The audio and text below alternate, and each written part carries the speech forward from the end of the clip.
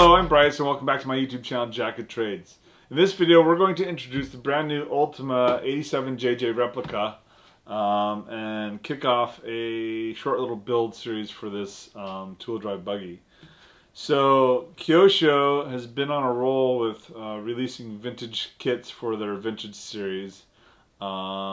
This is kit number 30642. It's the Ultima 87 JJ Replica, JJ being Joel Johnson. It retails for about $389.99 US dollars. I don't think it's actually available in the US yet. You can pre-order it through the usual vendors. But I actually ordered this from Tamico and it shipped last week and it showed up yesterday. So we're fortunate to have this kit relatively early. Though Australia has had it for a while now, so it's kind of weird. Like Australia got it, then Europe got it, and the US is still waiting for it. So this is the third in a series of kits that have been released by Kyosho to commemorate their 60th anniversary. There's also the Phantom EP kit, which has been announced and released, as well as the Ultima Mid 87 World Champion. I believe that was a prototype kit by Akira Kagawa. Like I said, Kyosho has been banging out these vintage kits as part of their 60th anniversary, and it's great for us because these are kits. I mean, for me, I was not a big Kyosho fan back in the day, but their kits are definitely top-notch. So back in 1987, Joel Johnson used a modified version of the Ultima to win his first two-wheel drive world championship in what was the second world championship in England back in the day. And then this car quickly became known as the JJ spec. And now we have it as an officially released Kyosho kit. So that's kind of cool. So that's all the information I was able to glean off the Kyosho's website. It is a cool looking buggy. It's very trick looking. It kind of reminds me of the Triumph, which is a much older two-wheel drive buggy, but it's kind of one of those iconic Kyosho buggies as well. But we're going to go ahead and build it up. Why not? We need to start building kits instead of collecting boxes. So as far as the presentation goes, it's not the typical Kyosho vintage kits style of packaging. As you can see from the box size, there's no blister packs. There's no fancy kind of dividers within the box. It's what you would expect from more of a racing kit, where you basically get a box with bags of parts, and that's okay, you know. We're actually going to build it, so the presentation is kind of less important, I guess. We'll appreciate the kit as we go through the build process. And I think what I'll do is once I build it, it won't be a shelf queen. I'll take it out to my local carpet track and see how it does. I'm not a very good driver on off-road, but I have taken my RC10 out there and that was fun, and I think this will be just as fun on that track.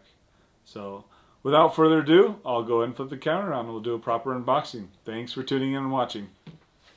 Okay, so let's get into it. Before we open the box, let's have a look at the box. The box actually is pretty decent looking. You know, on the back we kind of see some of the features of the kit. And actually, if you go on their website, they have the same photos published on the website.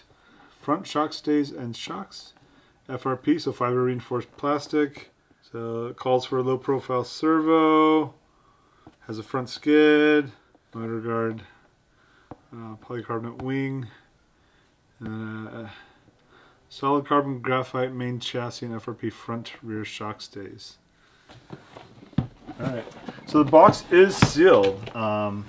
So when you get this, it should be sealed, and if it's not, I would question it. But upon opening it, you have broken the seal.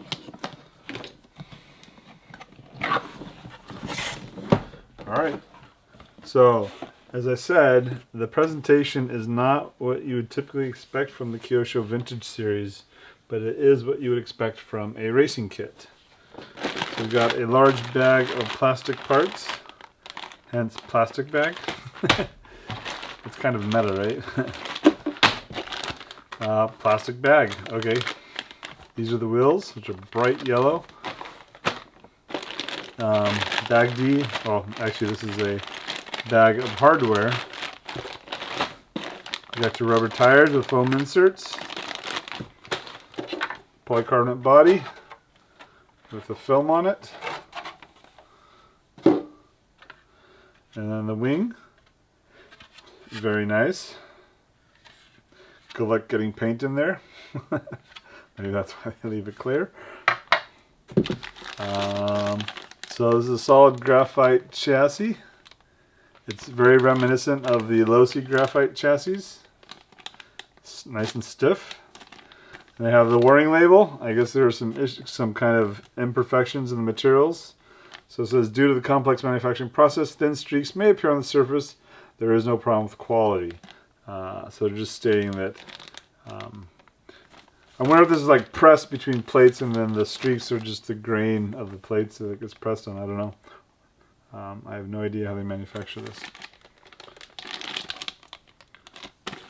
It's interesting that they call it solid graphite, but I wonder, it must be a composite, right? Because you can kind of see what looks to be layers on the side, but I don't know.